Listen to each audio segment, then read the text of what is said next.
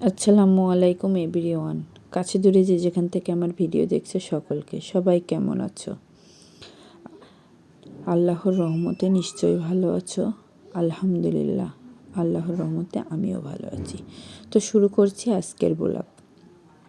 তোমরা থাম্বনেল দেখে নিশ্চয়ই বুঝতে পেরেছো ব্লগটা কিসের ওপরে হবে। তো আমি এবং ছাদিক আমার আম্মুর বাসাতে আছি। তো এখানে ছাদিকের আব্বু বেড়াতে আসবে, সেই কারণে আমি ছাদিকের আব্বুর জন্য জামাই আদরের কিছু রেসিপি তৈরি করব। তার জন্য এখন রাত্রে আমি 1 কেজি দুধ জাল করে অর্ধেক পরিমাণে করে তারপরে দইটাকে ফেটিয়ে বাটিতে দিয়ে দুধটা দিয়ে সারা রাত বসিয়ে এই যে সকালে তোমাদেরকে দেখিয়ে দিলাম কত সুন্দর দই বসিয়েছে। তো পরে আমি কেটে তুলে সেটাও তোমাদের সঙ্গে দেখিয়ে দিব। তো শুরু করছি সকালের রান্না।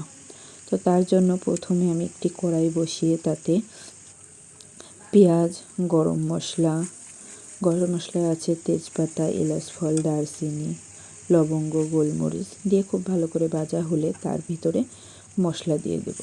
একে একে সব মশলা দিব, আদা, রসুন, জিরা, হলুদ গুঁড়া, লবণ গুঁড়া, এক কথায় যেগুলো আমাদের গোশের মশলা সেগুলোকে দিয়ে খুব ভালো করে মশলাটা কষিয়ে তাতে গোশ দিয়ে আমি খুব ভালো করে কষিয়ে নিব।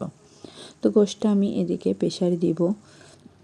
তো গোশটা ওদিকে হবে, সেই সুযোগে আমি আস্ত মাছগুলোকে কেটে লবণ হলুদ ঝালের গুঁড়া দিয়ে ম্যারিনেট করে রেখেছিলাম, সেই মাছগুলোকে ভেজে নিলাম। সে সঙ্গে আমি আমাদের জন্য কিছু ইলিশ মাছ টুকরা করে কেটে নিলাম। আর আমি চাদিকের আব্বুর জন্য একটি আস্ত ইলিশ এবং একটি সরপুঁটি ভেজেছিলাম। আর এদিকে ছাদিকের পছন্দ বেগুনটাও ভেজে নিয়েছি, সেটাও আমি ঝাল লবণ হলুদ দিয়ে ম্যারিনেট করার পরে সুন্দর করে চাকা তেলে ভেজে নিয়েছি। এবার দেখি আব্বু একটি খাসির আস্ত মাথা নিয়ে এসছে। তো আমি সেটাকে রান্না করব। তার জন্য আমি মাথাটাকে খুব ভালো করে পরিষ্কার করে ধুয়ে নেওয়ার পরে আমি সমস্ত মশলা এর ভিতরে যেমন ঝালের গুঁড়ো, হলুদের গুঁড়ো, আদা, রসুন, জিরে সমস্ত কিছুর পেস্ট দিয়ে খুব ভালো করে ম্যারিনেট করে আমি ঢাকা দিয়ে রেখে দিব।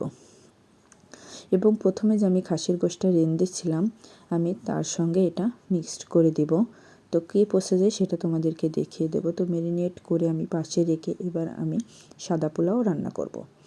তার জন্য আমি এখানে পেঁয়াজ কুচি এবং গরম মশলা দিয়ে খুব ভালো করে ভেজে তার ভিতরে চালগুলোকে দিয়ে খুব ভালো করে ভেজে নিব। আমরা নারীরা সবাই কম বেশি সাদা পোলাও রাঁধতে পারি।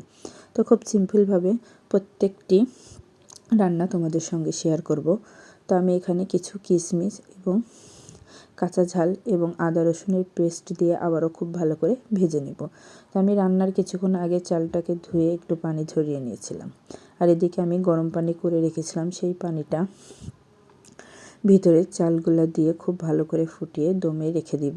তারপর দমে থাক। আর এই সুযোগে তোমাদের সঙ্গে আবার শেয়ার করি, আমি এখানে কিছু পেঁয়াজ কুচি এবং গরম মশলা দিয়ে ভেজে তার ভিতরে সেই ম্যারিনেট করে রাখা মাথাটা দিয়ে খুব ভালো করে কষাবো।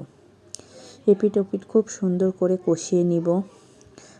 সামান্য পানি দিয়ে কষিয়ে নিতে হবে, কেননা খাসির গোশের আমরা জানি একটা উগ্র গন্ধ থাকে, সেই গন্ধটা যাতে না থাকে। আর জামাই মানুষের খাওয়া বলে কথা।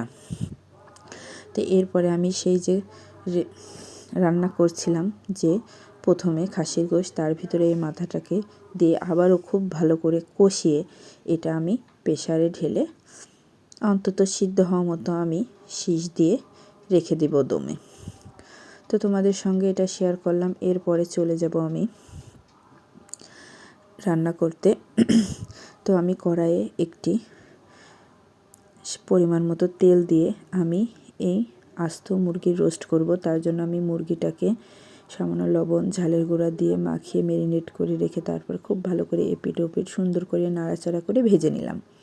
ভেজে নিয়ে তুলে নেওয়ার পরে পেঁয়াজ কুচি এবং গরম মশলা দিয়ে খুব ভালো করে ভেজে নিয়ে তার ভিতরে দিয়ে দিলাম আদা রসুন জিরার পেস্ট। তারপর খুব ভালো করে নাড়াচাড়া করে তার ভিতরে দিয়ে দিলাম সামান্য বা পরিমাণ মতো একটু টক দই দিয়ে খুব ভালো করে মশলাটা কষিয়ে তার ভিতরে মুরগিটা দিয়ে খুব ভালো করে কষিয়ে নিব। কষানো হয়ে গেলে আমি সামান্য পানি দিয়ে খুব ভালো করে রান্না করে নিব। তো আমার রান্না প্রায় কমপ্লিট। এইভাবে ভাজা ভাজা করে তোমরাও নামিয়ে নেবে, দেখবে খুব মজা লাগবে। তো আমি রান্নাটা নামিয়ে নিলাম। এই যে আমার রান্না বান্না সবই কমপ্লিট, তোমাদের সঙ্গে দেখিয়ে দিলাম। তো আজকে এই পর্যন্ত, আল্লাহ হাফেজ।